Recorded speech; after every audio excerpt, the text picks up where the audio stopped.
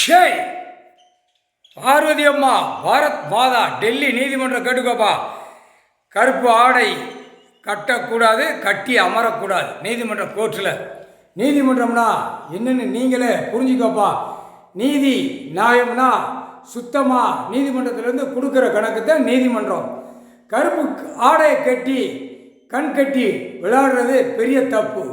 கண் கட்டி விளையாடுறது பெரிய தப்பு. அப்போ இதுக்கு தப்புக்கு தண்டனை சீக்கிரமாக கிடைக்கும். தப்பு செஞ்ச உள்ள வழக்காடுறவனுக்கு எல்லா அனைத்தும் தப்புக்கு தண்டனை கிடைக்கும். சில குதிட்டார் எல்லாமே புரிஞ்சுக்கப்பா. கணக்கை உங்கள் கணக்கை முடிக்கணும்ல. கோர்ட்டில் கருப்பு ஆடை கட்டினால் கருப்பு அதான் வெளியில் மானிட பிறவி. வெளியில் என்ன சொல்லுதான்? ஓட்டு ஜனநாயகம். உள்ள கருப்பு ஆடை கட்டிருக்காங்க, நாங்கள் கருப்பு ஆடை கட்டிய நாங்களும் வெளியில் ஆடுதோம் அப்படிங்க ஆணும் பெண்ணும். அப்போ அதுக்கு தப்புக்கு அந்த நாக்கு வரக்கூடாது. அதுக்காகத்தான் கணக்கை முடிச்சிட்டார். அப்போ சுத்தமாக தூயமாக நீதிமன்றத்தில் நீதிபதி ஜட்ஜி கோர்ட்டார் அமர்ந்தால் உட்கார்ந்துருந்தால் கணக்கு பார்த்தால் என்ன நடக்கும்?